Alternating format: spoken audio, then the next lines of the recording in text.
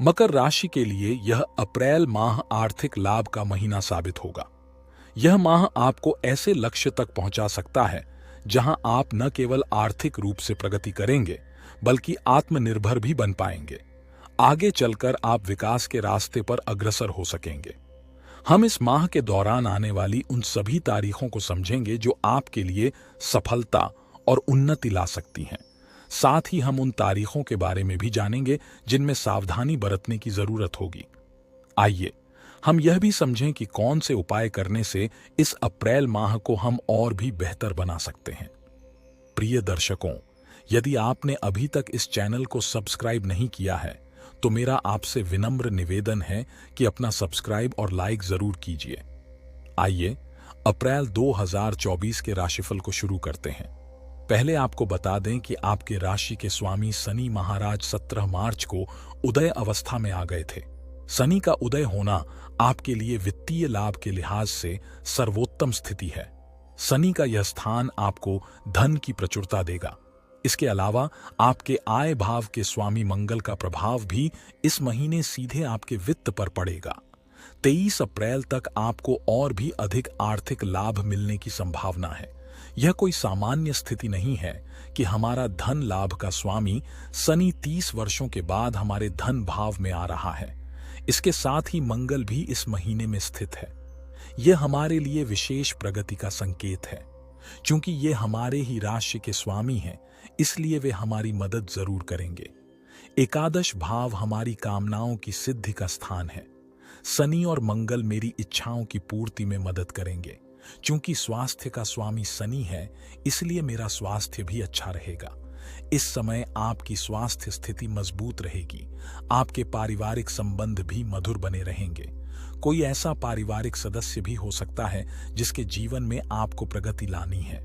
आप अप्रैल महीने में उनके जीवन को प्रकाशित करने का प्रयास कर सकते हैं। हर कोई अपना जीवन तो प्रकाशित करता है, पर जो दूसरों का भला करता है वही सच्चा है। आपकी राशि मकर है। अब आप समझ रहे होंगे कि तीसरा भाव एक ऐसा स्थान बन गया है जहां एक नहीं, दो नहीं, बल्कि 3 ग्रहों का समावेश है। एक और शुक्राचार्य जी महाराज प्रबल योग कारक बनते हैं, जो मकर राशि के इस पंचम भाव के स्वामी हैं। वे सीधे पराक्रम भाव पर उच्च की स्थिति में विराजमान हैं। जब धन के कारक हमारे पंचमेश उच्च की स्थिति में होते हैं तो इसका मतलब स्पष्ट है। किसी विशेष कार्य में आप कोई समझौता या अनुबंध कर सकते हैं। यदि आप कोई धन से जुड़ा कार्य करना चाहते हैं तो वहां कोई लिखित समझौता हो सकता है। किसी वित्तीय लक्ष्य को पूरा करने के लिए आप यात्राएं कर सकते हैं, क्योंकि तृतीय भाव हमारी यात्राओं का प्रतिनिधित्व करता है। यह स्थान वह स्थान बन गया है जहां मैं अपनी ऊर्जा और क्षमता का उपयोग करता हूं। यहां राहु, सूर्य और शुक्र हैं, इसलिए किसी भी मामले में आपको परेशानी नहीं होगी। इस समय आपका साहस और परिश्रम फलीभूत होने की स्थिति में है। अब समझिए कि चतुर्थ भाव चतुर्थेश बनता है। आपके मंगल देवता आपकी आय और संपत्ति, घर व परिवार के स्वामी हैं और द्वितीय भाव पर स्थित हैं। एक मांगलिक कोई महत्वपूर्ण कार्य पूरा कर सकता है या फिर अपने परिवार व बच्चों के साथ कोई यात्रा पर जा सकता है। मंगल की स्थिति अच्छी है क्योंकि यह धन भाव पर स्थित है। पंचम भाव को देखें तो पंचमेश शुक्र है और शुक्र उच्च स्थिति पर है। इसका मतलब है कि सोच समझकर किए गए कार्य इस समय पूरे होंगे। मेरा मानना है कि इस समय आप कोई धन से जुड़ा निर्णय ले सकते हैं। पंचम भाव मेरा निर्णय है और इस समय आप कोई धन से जुड़ा निवेश भी कर सकते हैं जो आपके लिए फलदायी होगा। यह महीना आपके लिए ऐसा करने का अच्छा समय है। छठे भाव की बात करें तो यह आपका कर्ज, शत्रु और रोग का भाव है। इसके स्वामी बुध हैं जो चतुर्थ भाव पर स्थित हैं। माता जी का स्वास्थ्य कुछ कमजोर हो सकता है या कोई बाहरी व्यक्ति आपके मन को परेशान कर सकता है। इसलिए बाहरी बातों पर ध्यान न देते हुए अपने काम और परिवार पर ध्यान केंद्रित रखें। यह स्थान हमारे कर्ज और ऋण से संबंधित है। कर्ज के स्वामी चतुर्थ भाव में स्थित हैं। यदि आप कोई लोन लेना चाहते हैं तो यह समय आपके लिए उपयुक्त रहेगा। चतुर्थ भाव से जुड़कर आप लोन संबंधी कार्यों को आगे बढ़ा सकते हैं।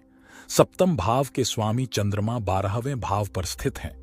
इसका अर्थ है कि यदि आप अपने व्यवसाय में कोई निवेश या खर्च करना चाहते हैं तो ऐसा करने की संभावना बनी हुई है। सप्तम भाव मेरे दाम्पत्य जीवन का प्रतिनिधित्व करता है। इस समय जीवन साथी के साथ रिश्ते मधुर रहेंगे। अष्टम भाव आपकी रुकावटों का स्थान है। कुछ रुकावटें आ सकती हैं क्योंकि हर चीज में कुछ न कुछ चुनौतियां आती हैं।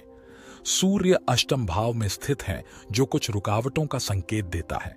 हमारे द्वारा पहले ही तीसरे घर में एक समझौते की संभावना व्यक्त की जा चुकी है, लेकिन आपको उस दस्तावेज, पत्र और समझौते के कागजात को ध्यानपूर्वक पढ़ना चाहिए।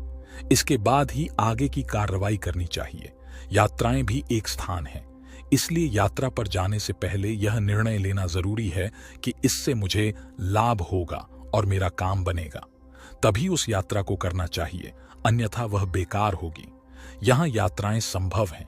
हमने भाग्य और भाग्य के स्वामी बुद्ध की स्थिति को समझा है। चौथे घर में बुद्ध आपको भाग्य का साथ देंगे। आपको पारिवारिक लोगों या मित्रों का समर्थन मिलने की संभावना है।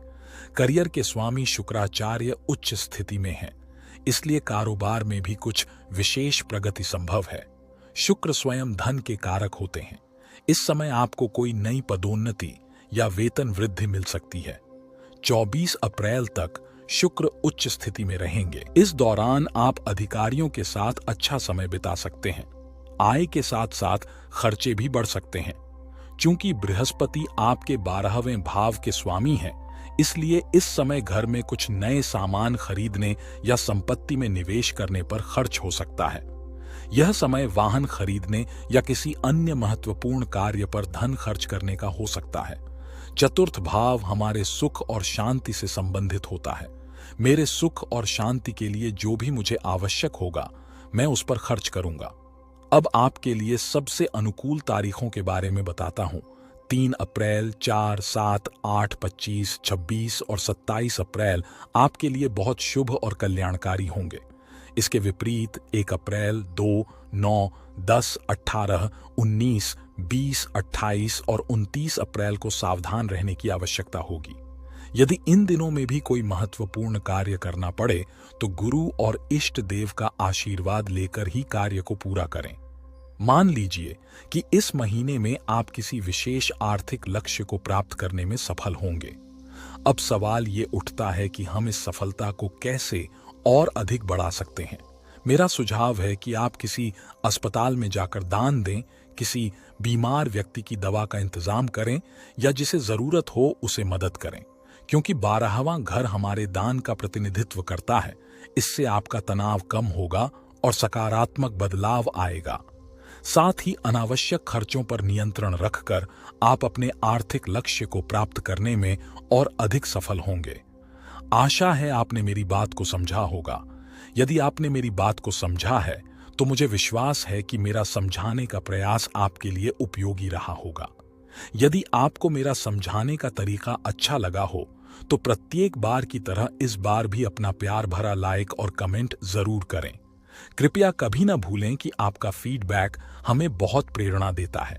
यदि अभी तक आपने चैनल को सब्सक्राइब नहीं किया है तो जरूर करें। फिर से आप सभी का दिन शुभ और मंगलमय हो। जय श्री राम।